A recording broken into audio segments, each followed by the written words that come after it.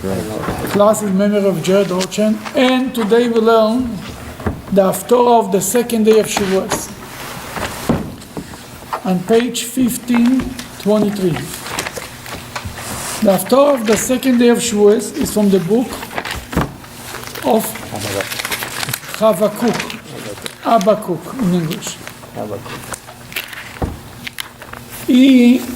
Who is the prophet Habakkuk? What do you know about him? There's a lot that's not known about him. This is true. He was the Elisha, son of the Shunammite woman.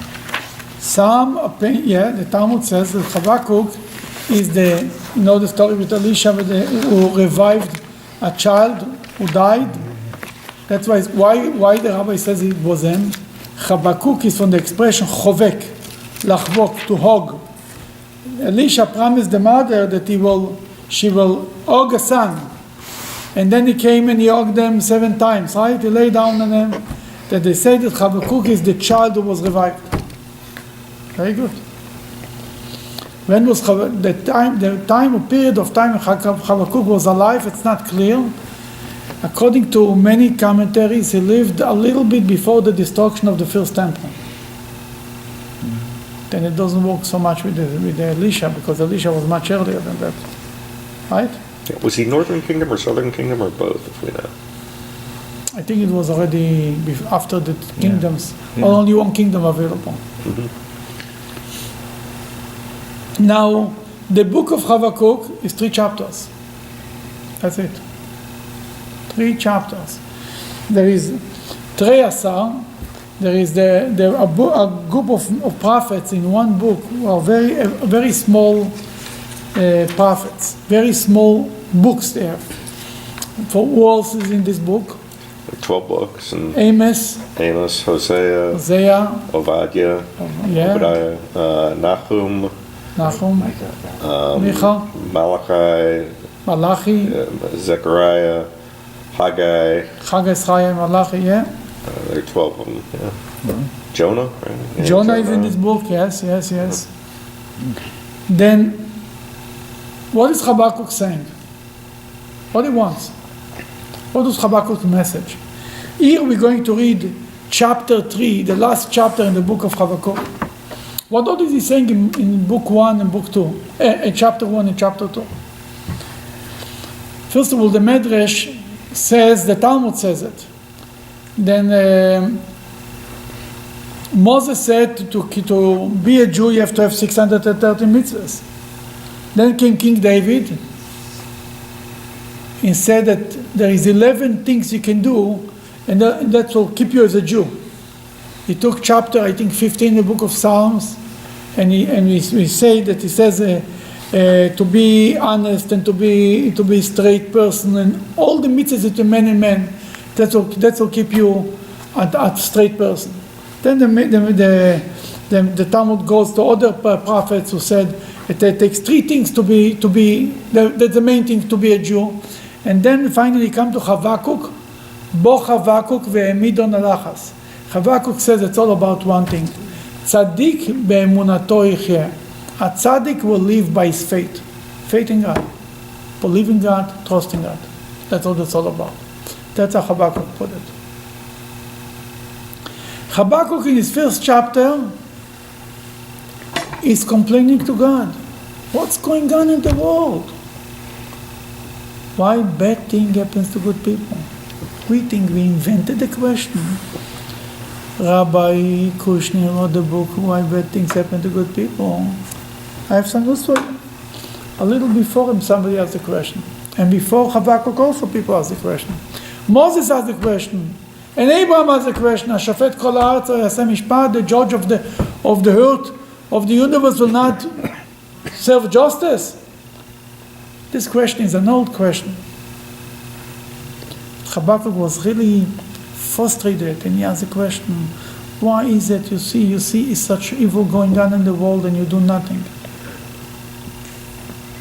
What was the answer? Don't say that. Then Habakkuk says, I'm not leaving, until I get a good answer. He stood, he said, I'm standing in one place and I'm not moving. God, give me an answer. God gave him an answer. The answer was, eventually it's going to be everything understood and everything in the good will prevail. But wait, if it tarries, or tarry, if it delays, wait for it. And which prayer we say this? If it delays, you should wait for him. Not the Amida. Not the Amida. It's not in the Chabad prayer book. But it's there.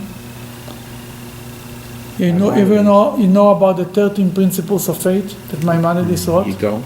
No. Yeah? What's number 12? Waiting for the Messiah. Waiting for the Messiah. And if He doesn't tarry. Yeah. If it tarries, Wait. Still waiting for him. still wait for him. Every Where day. they took it? They took it from Habakkuk. Habakkuk gave us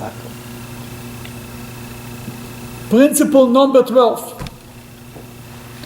Mashiach doesn't come immediately. Don't lose it. Wait.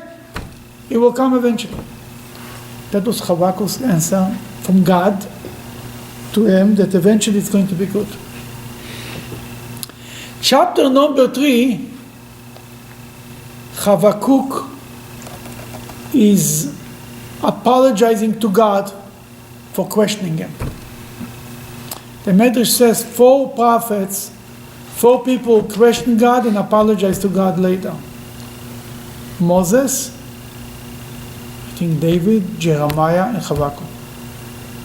Or complaining to God, how did the evil are successful? And after they got the answer, they said, oh, I'm sorry, God, for asking. It's a normal reaction to ask, what's going on here? And then, as the expression is, what in a second thought, what again, I understand, it makes sense. God, I understand that it makes sense that I don't understand. I'm not surprised I don't understand. Because you started off saying that the tzaddik was by its faith, so then why would a tzaddik? That's what he got in the second. That's what he got in the second chapter. That's the answer. That's the answer that Habakkuk got from God. In the question, he didn't have it. Tzaddik b'emunato yechya, that's the answer. Now, the idea that Habakkuk was standing standing and saying, "I'm not moving until I get an answer." What is this reminding you? Wanted the circle drawer. Oh, Moses too. Choni the circle door, and you say Moses? Yeah, we're. When he was beseeching God not to destroy the Israelites. First of all, there's a famous story about Choni the circle door. What's the story? The story is that once they were in need for rain, right? The Jewish people were in need for rain. They came to Choni. Choni was a very righteous man who lived during the Second Temple, during the time of the Maccabees. And they came and they said to him, pray for us for rain. He prayed, but it didn't work. You know what he did? He went in a circle, he made a circle around them, and he said to God, I swear by the name of God that I'm not moving from here until it's raining. That's being a serious business. What happened? Got a little too much rain. Yeah. No, it started Rain to drop. initial. Very the little. other one. Very little. But the disciples told him, Rabbi, we want to live, to be able to see you. If this is the rain that's going on, we will die. Looks like God is giving the drops just to get you out of your oath. You made an oath just to get you out of trouble. That's not the rain. That Choni turned to God and says, God, I want rain to fill up the ditches, the pools, all the pits for the water. Rain. Well, then happened the other side. What happened? It started to pour in a way that the world would be destroyed. They told him, Rabbi, we want to live to see you. With this rain, we will not be able to see you. Choni turned to God and says, God, give us a rain that the children of Israel can take. But it started to rain normally, but a lot, like in a tornado, storm.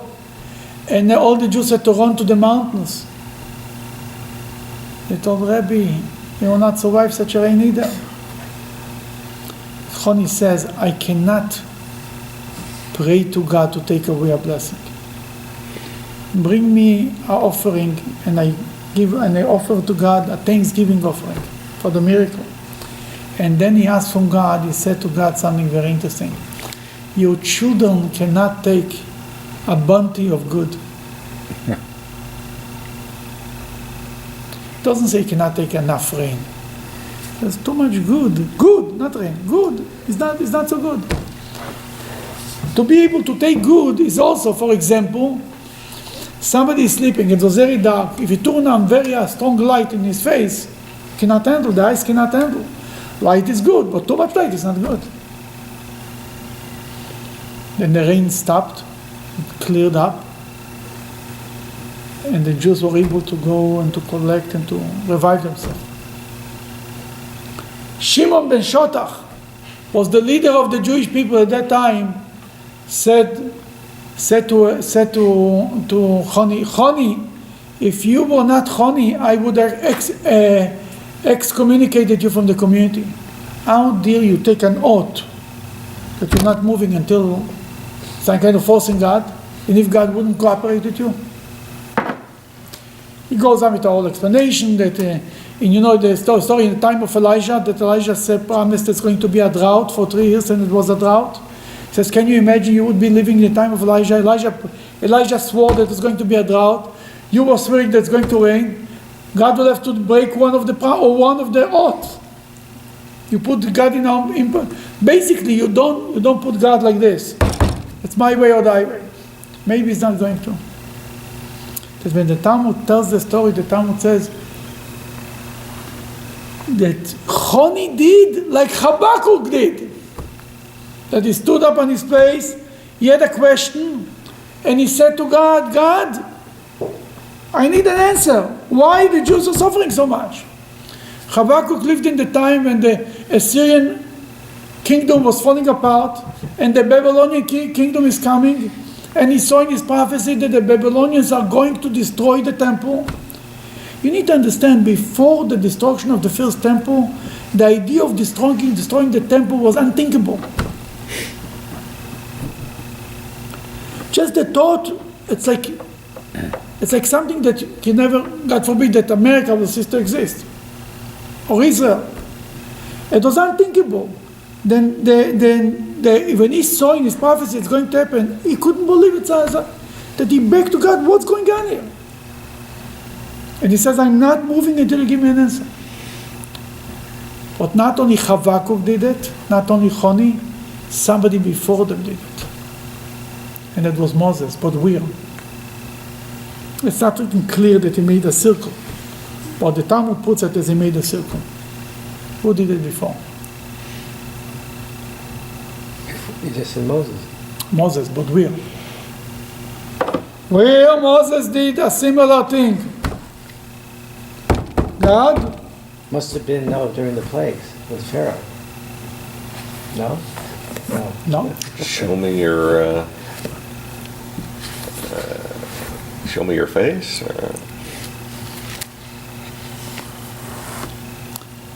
I have some news for you. It's in our parsha. Hashem helps me that even I read a different Haftorah from somewhere else, it's always a connection to the parsha of what you learn, what was there. What happened in the end of our parsha? Ba'alotcha. Our parsha is Ba'alotcha.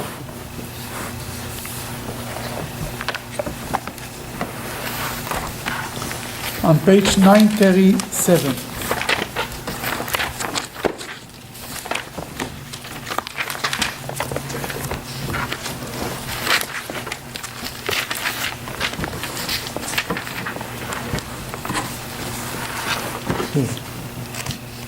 Miriam spoke, questioned Moses' behavior, right?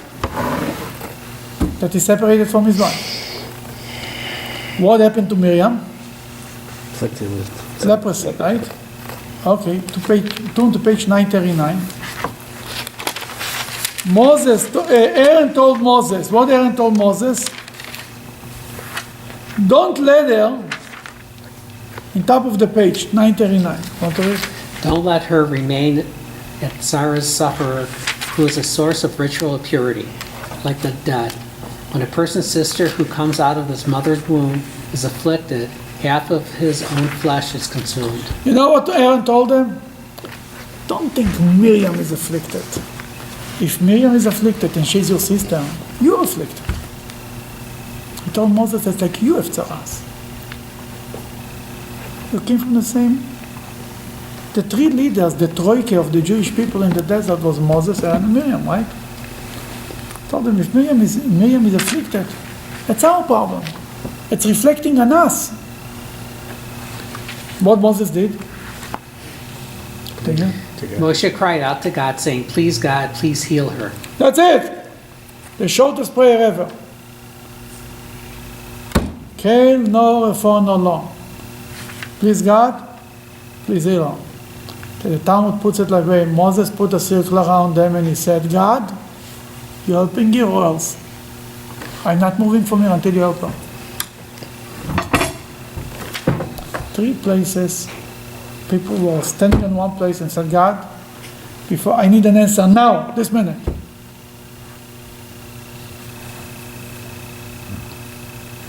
Why a circle? What's the idea about a circle? Maybe put a triangle. Put a box. Why a circle? What's unique about a circle? No beginning, no end. No beginning, no end. Beautiful. The Rebbe said something very interesting. What means no beginning? Everything is equal. Nothing is more, nothing is less. It's a Jew that approaches God that every mitzvah is equally important to him. For example, most of us, Yom Kippur is much more important than regular Shabbos. The regular Shabbos is more important than regular day. For Yom Kippur, everybody goes to shul. The shul is much more full on Yom Kippur than regular Shabbos, right? Brit Milah, priest, everybody is doing the mitzvah. Other mitzvahs, no, but mitzvahs a little less, Jewish wedding a little less. Not every mitzvahs are equally. But there are some type of Jews, tzaddikim, if God asks me to do it, doesn't make a difference what it is. I do it. That means a Jew of Mesiras Nefesh, Jews was ready for self-sacrifice. This type of a Jew gets a treatment. It's all measure for measure. As we're going to learn in the Haftorah, by Moed Doretz, Mido Keneged Mido, measure for measure. If I'm all the way for God, God is all the way for me. If I say this is more important, that God also says this is less important, this is more important. He's doing what I do. I say, oh no, this request I'll put here later, this you can do now. God also says this request came from him, later. That's it. Then it's written as the Mishnah in Pirkei Avot says, if you make his will your will, he will make your will his will. Simple as that. There is a certain people who say, or very dedicated, even in the world, like to a president, to a leader, they say, whatever he wants goes. Doesn't make a difference. Whatever your will is my will. I saw marriage. Woman said, I made a decision in my marriage to do everything my husband wants. Simple as that. Then this is the circle. 3 people, Moses, Chavakuk, and Chonia Me'agel, are all on the same wavelength. Then we cannot put a circle and say to God, God, I swear, if not, I'm not moving. But what we could do is, the Rebbe says we could insist. We could say, yes, God, I want you to do it. And if it's too much, say, God, it's too much, not good for me. Too little, it's again not good for me. At the source of the whole concept of Mashiach now? The Rebbe spoke about it. What do you think I came up with this myself? The Rebbe said that we learn from Choni HaMe'agelis that you can require from God, yes. You can demand from God what you need. Because it's a mitzvah to ask from God you need. It's an obligation. What is prayer? Asking from God for my need. Not to go to show. Prayer means if I am in need, middle of the day, and I need something, I turn to God and say, God, help me. That's what prayer is all about. If it's too little, I say, God, that's not what I asked for. I can ask again, and ask again. And this is Habakkuk, Moses, and Moses was answered.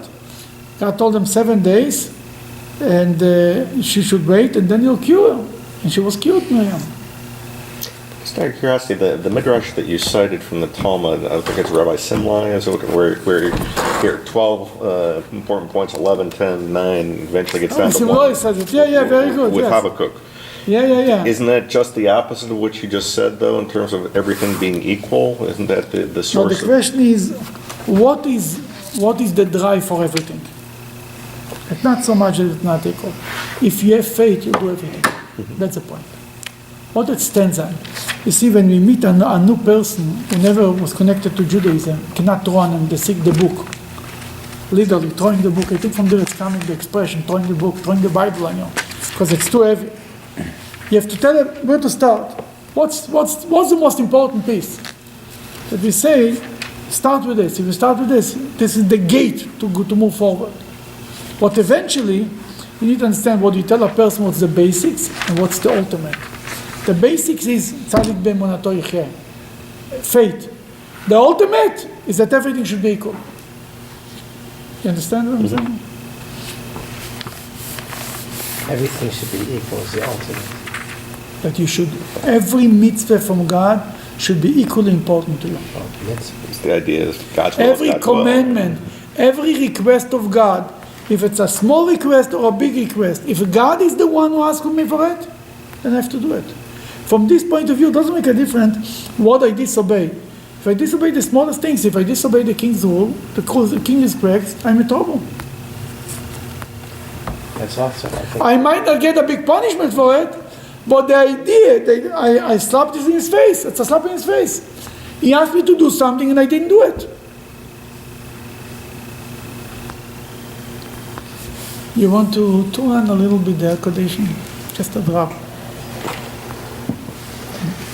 I think that's also in the prepared vote, that you don't know what mitzvahs are more That's the same important. idea, yes, Important, yes. They're all important, I guess.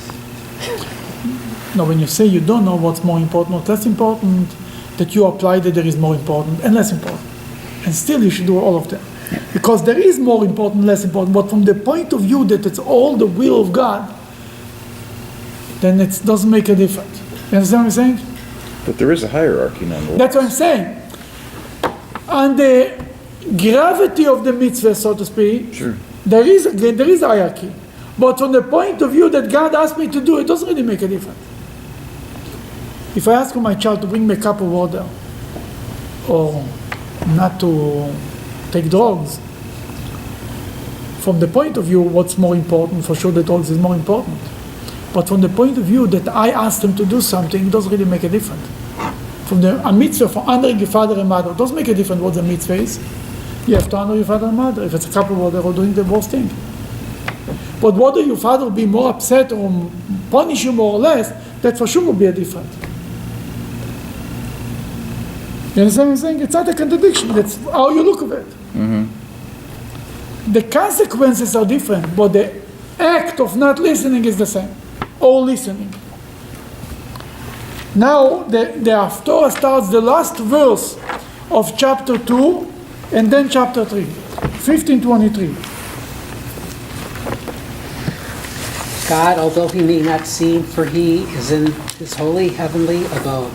Nevertheless, the entire earth is silent in trepidation before him, for he rules over it. We might not be seen, so to speak. Habakkuk says I cannot see God, but we feel him everywhere. Everybody is afraid of him. This is, by the way, V'Hashem beichal kodsho as mipanav kol haaretz. In many synagogues, they use it as the verse that they put on top of the ark. This is the verse they put. We put here a much friendlier verse. It's also coming from Haftorah, the beginning of Haftorah. It's the Haftorah of Parshat Toldot. The end of the Haftorah, actually. The Haftorah, the beginning. The beginning. On page 1384, 1384, from Malachi. This is they bring from Habakkuk. We take Malachi. Malachi says in number 2, I loved you, says God. Afti eschem omar Hashem. That's what we put there. That's the question. What kind of a synagogue is that? I love you, says God. Or God is abode, the whole world is scared of him. What do we say? Love or fear? But this is love in the past tense. I know. That's okay, he still loves us. Did you take it directly, or did you change the... No, he took it as it is, and we don't change the verses. That's what it Just is. asking. The Baal Shem Tov, the Maggid of Mezrich, the first Torah they did from his Rebbe, the Baal Shem Tov, was Ahafti eschem omar Hashem. You have to love another Jew. Love whoever God loves. That was the first Torah that the Maggid of Mezrich, the disciple of Shem Tov, heard from his Rebbe, the Baal Shem Tov, when he came to him. And the Maggid was a huge scholar, that the Baal Shem Tov told him the most simple word. My friend, you want to know what it's all about? Came Habakkuk, he put it in one thing. Love your fellow. That's what his father told him. The Baal Shem Tov. No, that's not what his father told him. What he said, father told him. His father told him, fear only from God. Fear only God. Love every Jew. Father There's two told him, things. he didn't tell him love every Jew. Told him love every Jew? I don't remember that. The word Anochi, I, is that only used by God, or can that be used by others? Could be used by others too. Okay. Could be used, yeah. Now, and that's actually where we're going to the next, in the third verse, but it's the same idea. Do we sell love or we sell fear? What is the emphasis, really? Okay, number 2. 2-1? Okay. Yeah, The Prophet 2-1. Habakkuk's prayer for having inadvertently erred. Al shigionot. Shigionot in Hebrew is the word mishgeh, comes the word mistakes. Page 1523, number, it's in the second verse, chapter 3, number 1. He's apologizing for his mistake. What means his mistakes? For complaining to God. He wanted to, he wasn't complaining on his own. He wanted to know when Mashiach is going to come, what's going on here. Oh God, I heard your message of the long exile, and I became terrified. I became terrified. Yeah, go ahead. Oh God, during these years, sustain the nation who are your handiwork. Make it known during those years that even in anger, you will remember to be merciful to them. Oh, God, he says, God, Shomati Shimacho Yoresi, I heard you, God. He didn't see God, he heard God. And therefore, he was afraid, he was terrified by the news that he heard. But more than just by the news, by God. That's why he says, God is the abode, and the whole world is scared of him, right? And he says, God, when you take the Jews on a long exile, he understood there's going to be a long journey. He says, Beroiges rachem tiskar. When you are angry, remember to have mercy on your children. We use this word, Beroiges rachem tiskar, in the high holiday prayers. Now, before we continue any further, there is a note in the bottom, 3.2. You want to read it, Dr. Lang? 3.2 in the bottom. I heard your message. I became terrified. Rabbi Shimon rejoiced and said, I heard your message. I became terrified. At that time, it was appropriate to have fear, but in our case, everything depends on love. Wow, that's from the Zohar. Rabbi Shimon Bar Yochai says, Habakkuk says, at that time, I heard your message, I became terrified. Now, it's a different world. In our case, everything depends on love. It's a relationship of love of God. That's what Kabbalah brought to the world. That's what Hasidus brought to the world. Was that before or after he left the cave and was killing people with his eyes, so to speak? Obviously, I don't know. It's a good question. Exactly when you said it. But let's continue the note. At first, the Rebbe is asking, go ahead. At first glance, Rabbi Shimon's comment is difficult to understand. How can he suggest that Habakkuk's statement is no longer relevant to us when it forms part of the Haftorah read by all communities and is thus connected with the giving of the Torah? yeah, we read it on the second day of Shavuot to every Jew, and Rabbi Shimon Bar Yochai basically says it's not relevant anymore. Now it's all about love. Turn to page 1524, in the bottom, on the left side. Fear is an emotion. Fear is an emotion of distance, and love a feeling of closeness. Hearing gives a person a more distant impression of the thing being perceived, whereas seeing makes a much deeper and closer impression on the person. Habakkuk stated that he heard God expressing a sentiment of distance, which is why he experienced fear of God. I heard your message, I became terrified. Rabbi Shimon, on the other hand, was famed for seeing godly revelation. Rabbi Shimon said, I see now what no man has seen since the day that Moshe went up the second time on Mount Sinai. Therefore, his predominant emotion was a feeling of closeness and love of God. In the final analysis, we see that both fear and love are entirely valid. One's emotions simply depend on how close to God one feels. Aha. But there is fear of God, and there is love of God. If you hear God, if you're distant from God, you have a fear of God. The closer you get to God, the more you love Him. Why do you have to have both then? Everyone has both. The question is, But what's why? the main thing is? It's not, we talked about it many times. The point is, what's the main thing? Is the main thing love of God or fear of God? Love. That Rabbi Shimon Bar Yochai says, before it was a time of fear of God. Now it's a time of love of God. That's why the Hasidic movement philosophy is to stress love of God. Because love is a much stronger motivator than fear. Fear paralyzes you. Love motivates you. You won't motivate the Jews, you don't want. That's why that's the difference between our verse and the Ark or in the other synagogues. It's about fear of God. What are you preaching? What are you selling? Fear of God or love of God? Fear of Jews or love of Jews? It's the whole attitude is a different attitude. Joy or fear or being scared of God. Okay, we are now in number 3. God, page 1523, number 3.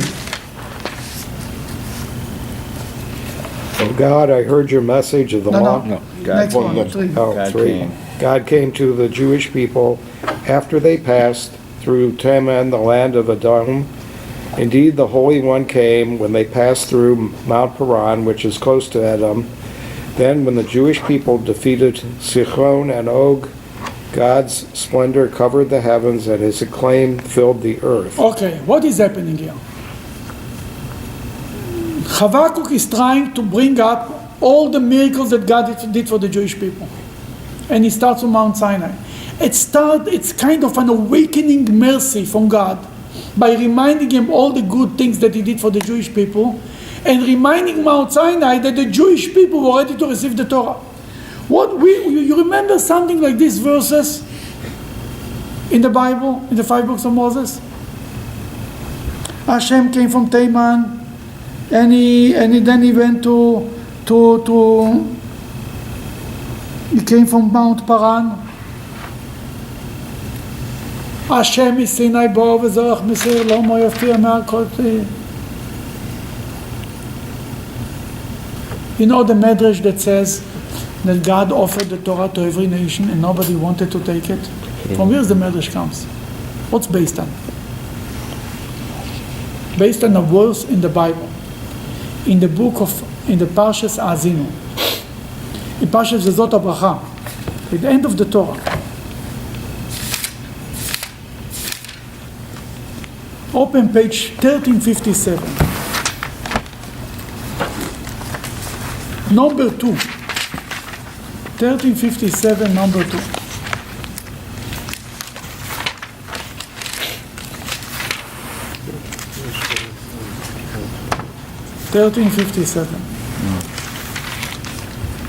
Yes, in top of the page. Read the top of the page.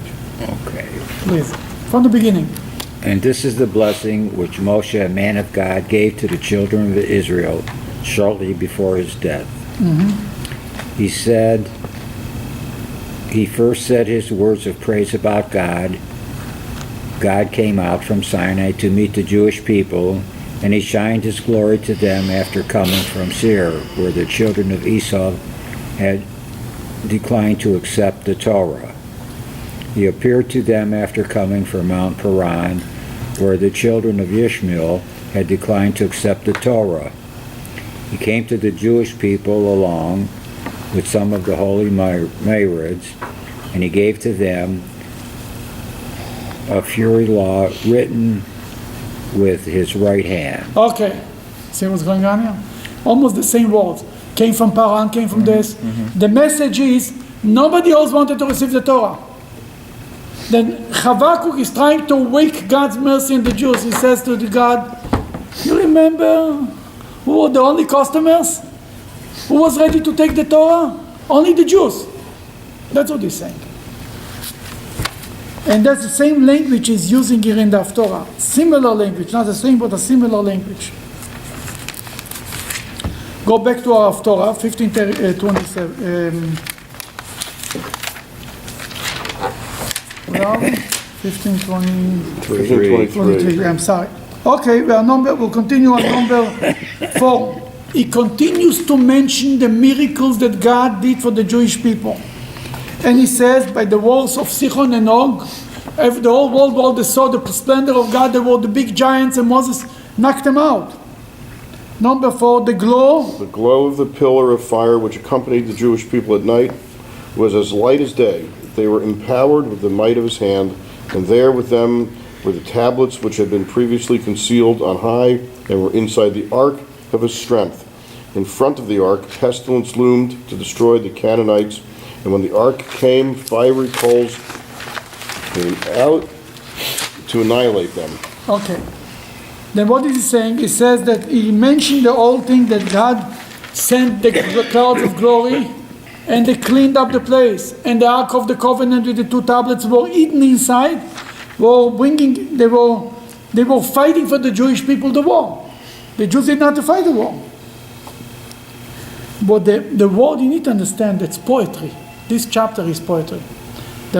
In poetry, there is a lot of parentheses, what it means. You understand what I'm saying? I remember every time I used to read the Haftorah from the second day of Shavuot, you couldn't make sense of it. Without the commentary, in English, they put in parentheses the commentary, you wouldn't be able to make sense at all about it. Go ahead, number 6. When the ark would stop, the land was conquered, later to be measured out to the tribes. When the ark looked at the land and the nations were displaced. The ancient mountains of Canaanite aristocracy were shattered, eternal hills were humbled, because those that ran the ways of the world belonged to God. Basically, the Jewish people conquered the world with the power of the ark. That's what he's really saying. He says it's a nice word, but that's one. Now, there is every verse there is other commentaries, but that's the basic commentary. Let's continue, number 7. I saw that God did not intervene on Israel's behalf when they came under the rule of the tents of King Cushan, not because he was lacking in strength, but due to the inappropriate behavior of Israel. For when Israel did repent in the days of Gideon, God caused the coverings of the Midian's royal tents to tremble in terror. He says like this, I saw that many times the Jewish people God did not interfere on behalf of the Jewish people. But not because God couldn't do it, and because the Jews didn't deserve it. Because the moment the Jews did tshuva, God said Gideon, right? He revealed himself to Gideon, and then Gideon came and saved the Jewish people. That basically, Habakkuk, who lives almost by the end of the first temple, is bringing it's a long monologue to bring out all the miracles, the history of the Jewish people. It's almost like Moses in the beginning of Deuteronomy. This is true, yes. What it is more than everything, it's reminding the Jews what they need to do, their history, and reminding God, speaking to God all the good things about the Jews, so to speak. Awakening the love of God to the Jewish people. That's what it's all about. It's called a limud zchus, to find something good to say about the Jewish people. You know, that once a cantor came to the Rebbe, he says, I'm going to daven on the high holidays. The Rebbe told him, you know how the prayers begin? Ma'atovu o alecha Yaakov, mishkenotecha Israel. How good are you, tent Jacob, your dwelling Israel? The Rebbe said, the prayer starts with a compliment of the Jewish people. You want to stick to God? First we'll say something nice about these kids, then we'll talk. I want something from you. I say, you know, your children are amazing. Then we can talk. Now you open my heart.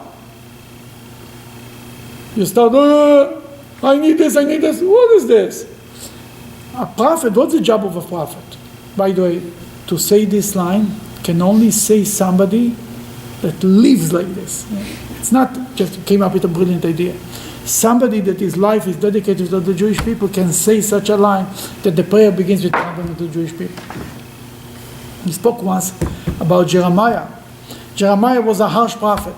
But the first prophecy he gave to the Jewish people, not that he's God by himself, gave to the Jewish people, was a beautiful compliment about the Jewish people.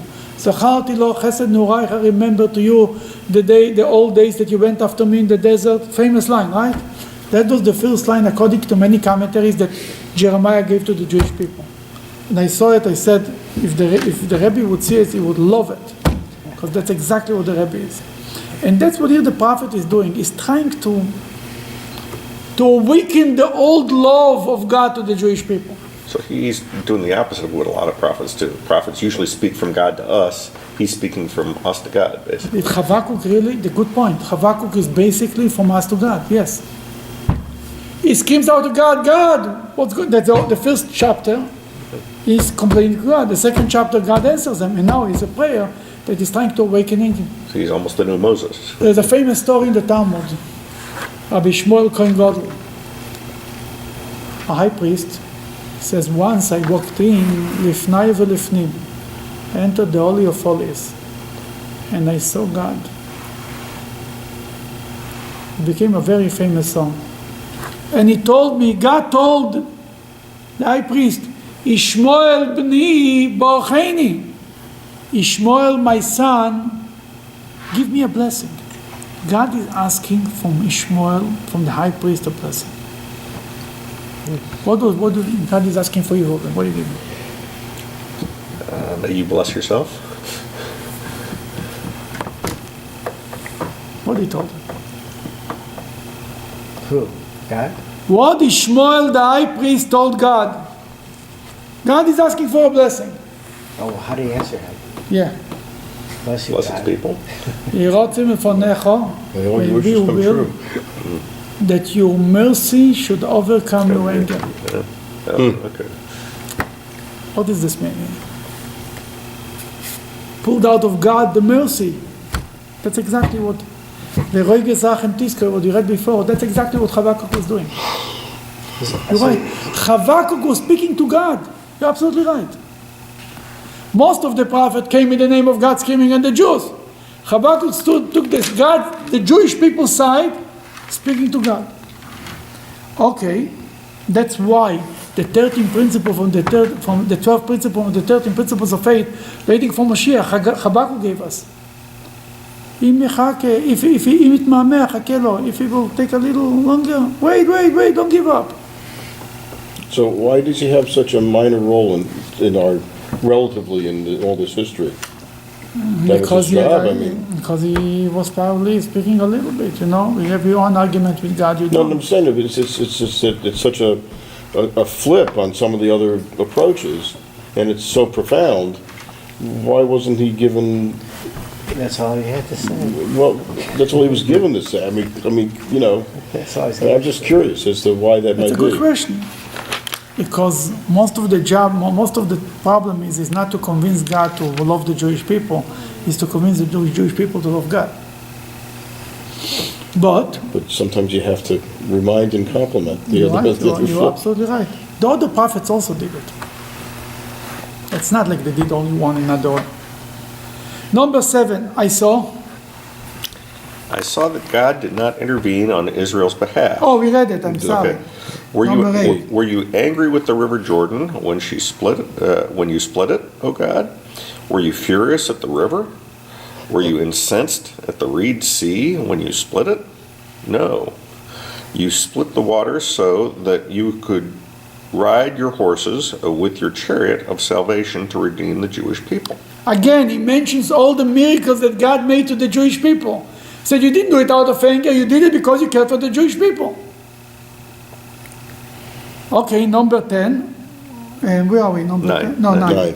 All right. Your bow was fully unsheathed to fight against the Canaanites to fulfill your promise made to the patriarchs to give the land of Israel to the tribes. Thus in the desert you split the earth open into rivers so that the Jewish people would have water to live, enabling them to reach the land. And God basically he puts all on the table. All the miracles that God made to the Jewish people. He split the earth to get out water. He gave the land of Israel to the Jews because he promised to the patriarchs. Number 10. The mountains, or Arnon, shook when they saw you and moved together to crush the enemy.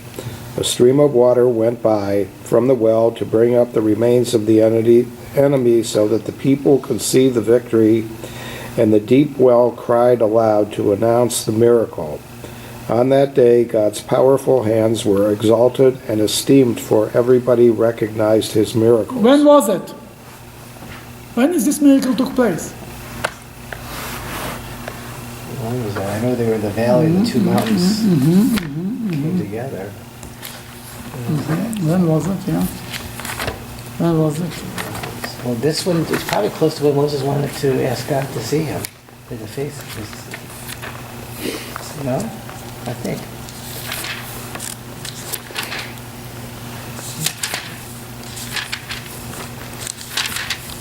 It's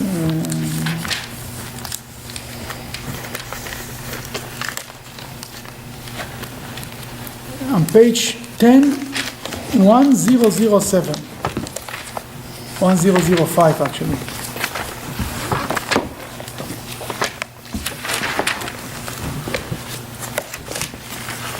You almost never, it's like a little piece that it's being lost sometimes between the Jewish people, between the learning classes.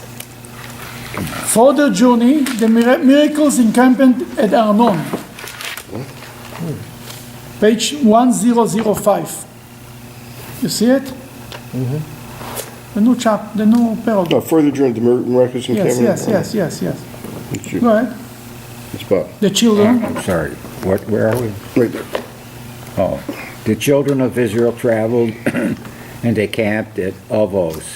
They traveled from Ovos and camped in Ayim Havarim. No, just move on. Yeah, don't worry about the names. Okay. In the wilderness between Moab and the land of the Amorites. All right. Okay. From From there they traveled and they encamped on the other side of the Okay. Arnon. Number 13. From there they traveled. Okay. Continue. Which is in a continue. desert extending from the Amorite border. At Arnon was the Moabite border between Moab and the Amorites. Okay. Turn the page. About this miraculous encampment, it will be told when God's wars are recounted. He gave a gift of miracles at the Sea of Reeds, and they were matched by the miracles of the valleys of Arnon. The blood of the Amorites was spilling into the valleys when the mountains actually moved, crushing the Amorites, and it turned to settle at Ar, leaving You know, we'll stop right here and we'll read the classic question. What miracle occurred at Arnon? See it on the Rashi, it's on page 1006. Classic question, the left column. Go This is ahead. Rashi, right? Yes. The mountains were high and the valley between them was deep and narrow. The mountains were so close to each other that a person standing on the mountain on one side of the valley could speak to his friend standing on the mountain on the other side. The route of the Jewish people passed along the valley. The route, The- yeah. Go ahead, I'm sorry, go ahead. No. The Amorites said, when the Jewish people enter the valley to pass through, we'll come out of the caves in the mountains above them and kill them with arrows and catapult stones. There were caves in the rock on the Moabite side of the valley. and directly opposite the caves there were protrusions on the mountain on the Amorite side. When the Jewish people were about to pass through the mountain, moved toward the mountain of Moab, the protrusions entered the caves, killing the Amorites. This is the meaning of the words, "It turned to settle at Ar." The mountain veered from its place and moved toward the side of the Moabite border and attached itself to it. It was thus leaning against the border of Moab. The Jewish people passed on top of the mountains, and they only became aware of the miracles through the well water that entered the valley, as the Torah continues from there to the well. How did this occur? God said, "Who will inform my children of these miracles?" As the proverb goes, "If you give a small child bread, inform his mother." So after they passed through the mountains, returned to their places, and the well water went down into the valley. It brought the blood of the people who were killed, their arms and their limbs, and carried them around the camp. When the Jewish people saw this, they burst into song. Now I understand. This miracle is not so famous, right? Yeah. The Jewish people, that was by the end, before they entered the land of Israel, the Canaanites were hiding in the caves, ready to attack the Jews, and God made it that they will be crushed and killed before, and the Jews would never even know that was a miracle. There's a concept in Jewish law, Ein Baal Hanes Makir Beniso. The person who the miracle took place with him doesn't even know that the miracle took place. He goes on with life, nothing happened. He doesn't know that behind him was a car, almost killed him, and God saved him in a split of a second. He doesn't even know that God wanted to make sure that the Jews know that the river brought the limbs of the people who were killed. Oh, there were enemies here. That's how they discovered it was a miracle. That's what Habakkuk now is mentioning, this miracle, because he wants to, again, mention a miracle that God did for the Jewish people, 1524. Now we're going to number 11. Go ahead. In the days of Joshua, the sun and the moon stood still in their place, and Israel went to victory in the light of your arrows and the glow of your spearheads. In anger you paced the earth and trampled nations in rage. In the days of King Chizkiyahu.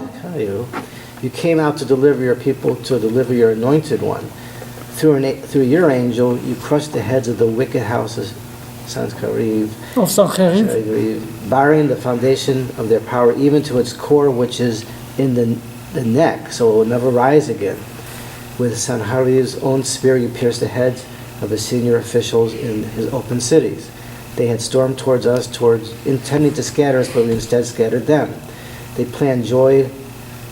Their planned joy was turned on their heads like that of the Egyptians who wanted to devour their victim in secret in the desert. But your clouds, which were like horses, trampled them in the sea together with piles of mighty waters.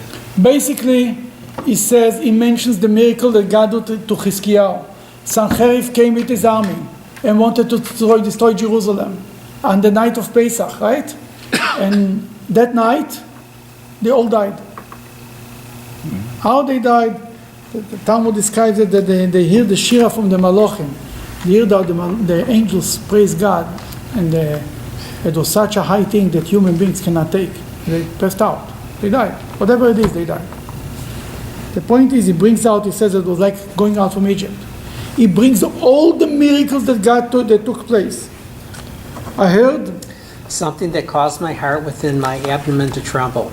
My lips quivered at the news. Decay entered my bones, and I shuddered whenever I stood.